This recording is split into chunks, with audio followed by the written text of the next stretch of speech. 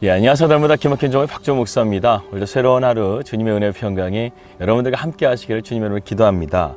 어제까지 우리는 사사기의 말씀을 마치고요, 여호수아의 말씀을 오늘부터 시작하려고 합니다. 조금은 거꾸로 가는 느낌이 있죠. 사사기의 말씀을 마치다 보니까 이런 생각이 좀 들었습니다. 이스라엘이 이렇게 영적인 타락의 길을 가고 있고, 또 그런 것이 사사기라고 한다면 이스라엘이 영적인 승리의 길을 가고 있었던 여호수아의 말씀은 과연 어떠했을까? 여호수아 시대의 영적인 승리를 이끌었던 그들의 믿음은 과연 어떠했을까? 이것에 대한 좀 궁금증이 들게 되었습니다. 그래서 우리가 사사기의 말씀을 마치면서 또 이런 여호수아의 시대의 이런 믿음의 영적인 승리를 함께 바라보면서 이 두 시대의 영적인 차이점을 보면서요, 우리에게 영적인 교훈이 있을 것이라 생각하고 오늘부터 날마다 기막힌 정오는 여호수아의 말씀을 함께 살펴보도록 하겠습니다.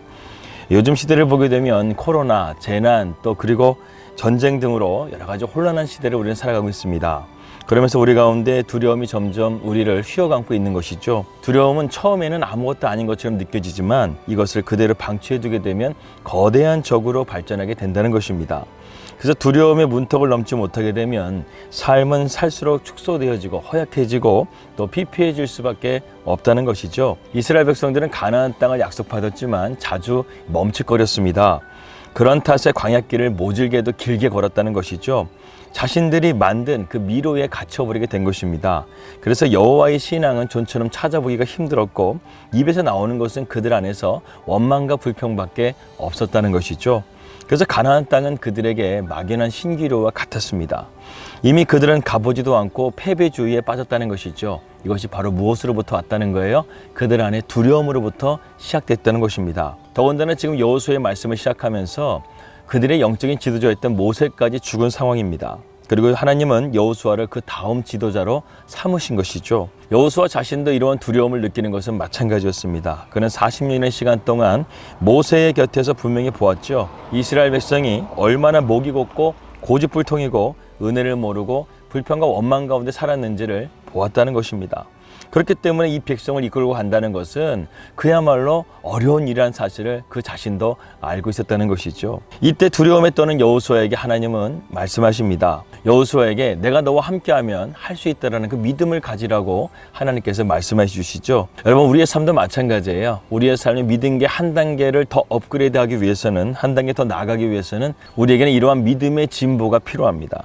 현재라는 시간은 과거의 연장이기도 하지만 미래로 나아가는 분기점이 되기 때문이죠.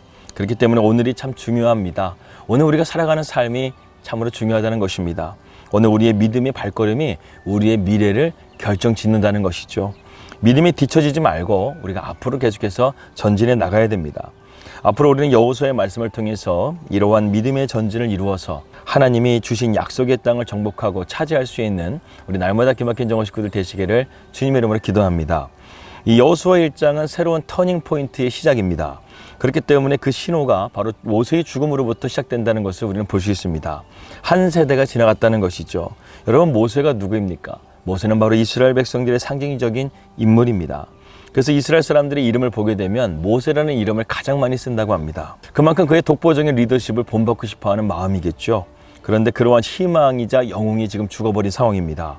의지했던 대상이 사라지는 것만큼 충격은 없을 것이죠. 더군다나 이스라엘 백성들에게 모세는 부모와도 같았어요. 모세는 그들의 불평과 원망을 다 받아주고 때로는 하나님께 중보 기도를 드리면서 이스라엘 백성들을 멸망해서 건져내기도 했던 인물이었습니다. 그런 모세가 죽었으니 이스라엘 백성들이 당황하는 것은 당연한 것이었죠. 어느 자료에 보니까요, 사람이 가장 큰 충격을 받을 때가 바로 의지했던 배우자의 죽음을 가장 큰 충격으로 받아들인다고 합니다. 그만큼 의지하는 대상의 상실은 우리 안에 두려움과 절망을 자리 잡게 만들고 이러한 위험 요소를 가지게 한다는 것이죠. 그런데 이스라엘 백성들의 진정한 부모는 바로 하나님이십니다. 그들을 변함없이 사랑하시고 지키시고 보호하시고 먹이시고 진정한 이들의 아버지가 되시는 분이 바로 하나님이시라는 것이죠. 그렇기 때문에 여호수아의 진정한 주인공은요, 바로 하나님입니다. 그래서 여호수아서를 우리가 정복 전쟁사라고 말씀하기도 하는데요, 이것은 단순하게 일반적인 전쟁과는 다릅니다. 하나님은 가나안 땅을 차지하기 위한 설계가 있었어요. 그것은 무기로 군사적으로 뛰어난 전력으로 싸우는 것이 아니었습니다. 가나안 땅을 차지하기 위해서는 유일한 승리 전략이 하나 있는데 그것은 바로 하나님을 바라보고 하나님 말씀을 순종하고 쫓아 따라가는 것이었습니다. 그랬을 때 이스라엘 백성들의 승률은요 100%였다는 것이죠. 가나안 족속에게는 31개의 족속이 살고 있었습니다. 하나같이 그들은 이미 왕정 체제로 들어간 상황 가운데서 군사적으로 훈련이 잘 되어 있었습니다. 그러나 이스라엘 백성들은 광야에서 살았기 때문에 오합지졸에 불과했다는 것이죠. 그러한 이스라엘 백성을 보게 되면 희망이 없어요. 절망적입니다. 두려울 수밖에 없습니다. 가나안 땅이라는 것은, 약속의 땅이라는 것은 신기루에 불과했습니다. 하지만 이 가운데 누가 계시죠? 바로 하나님이 계시다는 것입니다. 이 가나안 땅을 능히 정복하실 하나님이 함께 하시기 때문에 그들은 승리할 수 있었다는 것이죠. 그래서 우리는 앞으로 이 여호수아의 말씀을 통해서 하나님이 누구신가, 하나님은 과연 무엇을 행하시는가, 이것을 주의 깊게 살펴보면서 우리가 함께 은혜를 나누고자 합니다. 여호수아서는 새로운 시작을 의미합니다. 그리고 영원히 변함없는 하나님의 사랑과 권능이 있습니다. 이러한 은혜를 우리가 모두 깨닫고 누릴 수 있는, 그럼 우리 날마다 기막힌 정원 식구들 되시기를 주님의 이름으로 기도합니다. 기도하겠습니다. 하나님 아버지 감사합니다. 오늘도 우리에게 복된 하루를 주셨습니다. 새롭게 시작하는 여호수아의 말씀을 통해서 우리가 하나님 말씀에 순종하고 온전하게 믿음으로 따를 수 있는 복된 삶이 될 수 있도록 인도하여 주시옵소서. 예수님의 이름으로 기도하였습니다. 아멘. 평안한 하루 되시고요. 저는 내일 뵙도록 하겠습니다. 우리 믿음으로 승리합시다. 할렐루야.